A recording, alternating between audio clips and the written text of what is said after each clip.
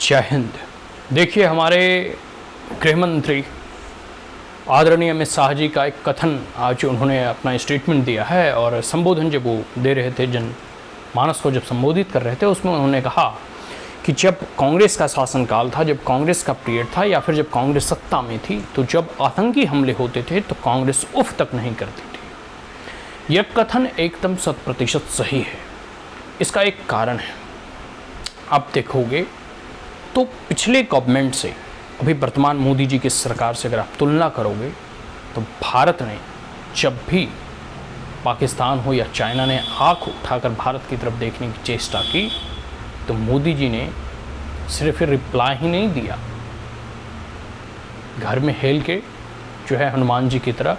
जो है बदला लिया और मारा भी। अभी देखो, पाकिस्तान दो कह सकते हो ना कि वो एक ऐसा थुथुर पड़ोसी है, ठीक है, जो कि इतना ही लात खाया है फिर भी नहीं जो है ये सुधरा है। चाहे उरी या पठानकोट वगैरह में जो इंसिडेंट हुए, उसके रिप्लाई में देखो किस प्रकार से प्रधानमंत्री नरेंद्र मोदी जी के द्वारा जो है सर्जिकल स्ट्राइक किया जाता है, या फिर इनकी नीति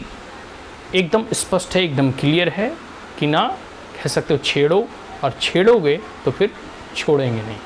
ठीक है, कहने का मतलब है, अगर आप देखोगे तो प्रधानमंत्री मोदी जी ने जब 2014 में पहली बार प्रधानमंत्री बने तो अपने शपथ ग्रहण समारोह में सार्क के जितने भी नेशन के राष्ट्र अध्यक्ष थे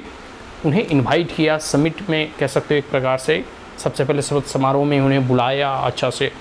हाथ कह सकते उन्हें बढ़ाने का प्रयास किया। यहाँ तक कि प्रधानमंत्री नरेंद्र मोदी जो है पाकिस्तान भी कह सकते हो अफ़गानिस्तान से होते हुए जो है चले गए थे नवाज शरीफ के से मिलने के लिए। तो ये प्रधानमंत्री नरेंद्र मोदी का दरिया दिल है कि वो अपने पड़ोसियों के बारे में क्या सोचते हैं। चाहे इस कोविड-19 हो, इस कोविड-19 में सभी पड़ोसियों को जो है कोविड के वैक्सीन्स, टीके, पीपी किट्स और बहुत सारे जो मेडिकल इक्विपमेंट्स थे, और कोई भी इमरजेंसी होता है, चाहे साइक्लोन आ गया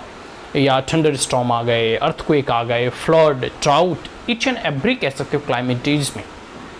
और ऐसे क्रिटिकल सिचुएशन में प्रधानमंत्री नरेंद्र मोदी और कह सकते हो ना कि भारत ने हमेशा जो है पड़ोसियों की जो है मदद की है।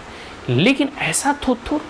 पड़ोसी पाकिस्तान जैसा कई एक युद्ध हारा है, ठीक है, 65 में हारा, 71 में हारा, ठीक है, 99 में हारा, और छिटपुट युद्ध तो कई होते रहे। तो अब पाकिस्तान को लग रहा है कि अब भारत से हम जीत नहीं सकते,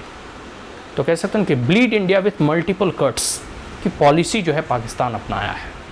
और इसी को लेकर बार बार जो है अब तो वो खुद से जीत नहीं सकता, तो आतंकियों का सहारा लेकर जो है भारत को जो है तबाह करने का प्रयास किया जाता है। तो आपको मालूम ही होगा कि एक बार 2000 कह सकते हो कि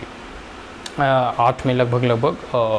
ताज होटल और मुंबई पर हमला हुए थे आतंकियों के द्वारा, जिसमें कसाब वगैरह को फांसी दी गई थी और 9 को तो खैर वहीं भारत के जो कह सकते हो पुलिस और सुरक्षा बल ने जो है ठोक दिया था। तो कह सकते हो कि इस पूरे अगर प्रकरण को देखो तो आप पाओगे कि फिर उस वक्त की जो सरकार थी उसका रिप्लाई क्या था, उन्होंने क्या प्रत्युत्तर दिया, क्योंकि स्पष्ट है कि वो आतंकी पाकिस्तान से ही आए थे समुद्र के रास्ते।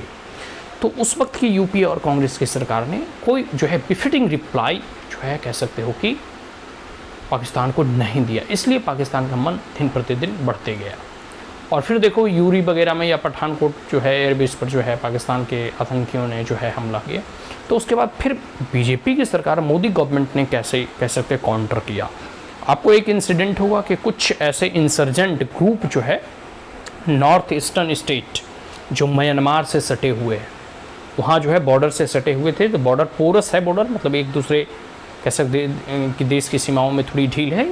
क्योंकि ट्राइबल्स कम्युनिटी इधर से उधर आते जाते रहते हैं। तो उसी कह सकते हो ना कि पोरस इंटर स्टेट ट्राइबल का लाभ उठाकर जो है कुछ इंसर्जेंट ग्रुप जो है इस प्रकार के हुड़दंग वहाँ भी मचाने का प्रयास करता है। तो वहाँ म्यांमार और भारत की कह सकते हो सेना ने मिलकर जो है वहाँ भी एक प्रकार से कह सकते हो कि बॉर्डर से बाहर जाकर सर्जिकल स्ट्राइक किया, और जो है ऐसे इंसर्जेंट ग्रुप को यह पूरी की पूरी तरह से संकेत दे दिया, सिग्नल दे दिया कि किसी भी प्रकार का हुड़दंग करने का अगर प्रयास करोगे तो भारत में अब वह क्षमता है, और क्षमता तो पहले भी था, 62 में भी क्षमता था, 65, 71, हर समय भारत के जवानों के पास इतना सामर्थ्य था, और भारत हमेशा सामर्थ्यशाली था कि वो किसी भी प्रकार के आक्रमण, किसी भी प्रकार के अटैक को वो काउंटर कर सकता था। भारत के पास काउंटर कैपेबिलिटी हमेशा थी। यह बात सही है कि पहले कुछ कम थी, अब जैसे जैसे हम नए नए इनोवेशन, नए नए प्रगति, नए नए उन्नति कर रहे हैं तो हमारी सामर्थ्य और जो है कई गुना जो है बढ़ती जा रहा है। लेकिन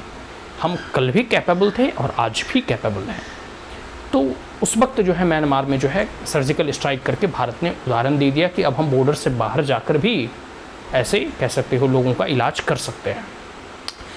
तो उस वक्त पाकिस्तान के एक मंत्री के द्वारा स्टेटमेंट आया था कि पाकिस्तान को म्यांमार ना समझा जाए, पाकिस्तान में प्रधान ये कह सकते हो भारत कभी ऐसा नहीं कर सकता। लेकिन जब पाकिस्तान के द्वारा ऐसे कह सकते हो ना कि अटैक वगैरह, फिर हमले वगैरह करने का प्रयास किया गया आतंकियों के द्वारा, तो भारत ने जिस प्रकार से म्यांमार की, तो उस वक्त तो म्यांमार की सेना का भी भारत के सेनाओं के साथ आपस में सामंजस्य था, दोनों सेना मिलकर की थी। लेकिन यहाँ जो है भारत की सेना अकेले खुद अपने दम पर ऐसे तमाम टेररिस्ट कैंप जो कि पाकिस्तान की भूमि पर जो है बनी हुई थी और जो कि सेफ हेवन्स है टेररिस्ट के लिए, वहाँ पर जाकर अटैक करके, और उसमें बिहारी के कह सकते हैं कि रेजिमेंट भी के लोग बहुत ही सम्मिलित थे, जाकर वहाँ जो है टेररिस्टों को ख़त्म करके और वापस लौटती है विदाउट एनी कैजुअलिटी। तो ये भारत का सामर्थ्य है। और सबसे बड़ा मैंने पहले में बताया कि सेना में सामर्थ्य कल भी था, आज भी है और सदैव रहेगा। लेकिन जो डिसीजन मेकिंग पावर जो कुर्सी पर बैठते हैं उनमें सामर्थ्य है या नहीं, यह भी मायने रखता है। तो जो पॉलिटिकल बिल होता है ना कि अगर कोई भी कह सकते हो देश आप पे आक्रमण करता है तो आप काउंटर अटैक कैसे उस पर करते हो, यह जो राजनीति या फिर कोई भी एक लोकतांत्रिक देश में जो सत्ता में सत्ताधीश होते हैं उनके कह सकते हैं उनकी अपनी क्षमता के ऊपर निर्भर करता है। तो प्रधानमंत्री नरेंद्र मोदी का 56 इंच का सीना सिर्फ मेजरमेंट के अकॉर्डिंग नहीं है, बल्कि उनमें सामर्थ्य भी है कि वो किसी भी ऐसे काउंटर कह सकते हो ना कि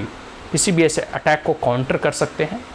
और कह सकते हो कि कोई भी ऐसे टेररिस्ट घटना, अब जैसे देखोगे अगर पिछले कह सकते हो कि पीरियड से, इनफैक्ट 2004 टू 2014,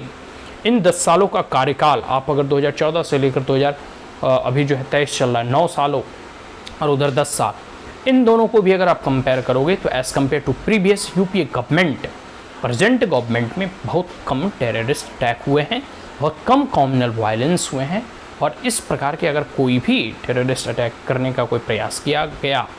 किसी भी आतंकी संगठन के द्वारा, तो भारत ने प्रधानमंत्री नरेंद्र मोदी जी के नेतृत्व में उसे कह सकते हैं बिफिटिंग रिप्लाई मिला है और ऐसा तमाचा पड़ा है कि वो अब दोबारा जो है भारत की तरफ आंख उठाकर देखने की जरूरत नहीं करेगा।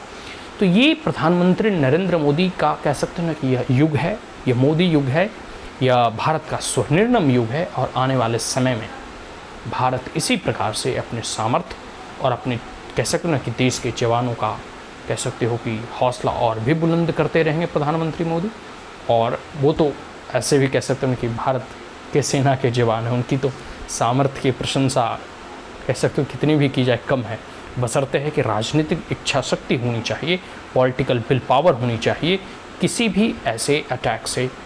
काउंटर करने के लिए। तो वह प्रधानमंत्री नरेंद्र मोदी और बीजेपी की गवर्नमेंट में है। और वह सामर्थ्यवान कह सकते हो ना कि प्रधानमंत्री नरेंद्र मोदी ऐसे निर्णय और मास्टर स्ट्रोक के लिए जाने जाते हैं। और प्रधानमंत्री नरेंद्र मोदी की कह सकते हो ना कि मंत्रिमंडल में ही शामिल कह सकते हो उनके गृह मंत्री अभी वर्तमान में अमित शाह जी, इनकी भी जो है बिफिटिंग रिप्लाई होता है कि ठीक है। तो वो जो है एकदम कह सकते हो ना कि न्यूटन के तीसरे लॉ में बिलीव करते हैं, in any action there is equal and opposite reaction. तो आने वाले समय में देखिए भारत किस प्रकार से शांति और समरसता की ओर बढ़ रहा है। यह बुद्ध की धरती है, यह राम और कृष्ण की धरती है, यहाँ बुद्ध भी हैं, युद्ध भी है। यह पड़ोसी या कोई भी देश जिस भी चीज़ को चुनना चाहे वो चुन सकता है। हमने कह सकते हो कि कृष्ण के सिद्धांत को अपनाया है, मुरली बजाया है, लेकिन कुरुक्षेत्र भी भारत में ही हुआ है। तो आज के लिए इतना ही।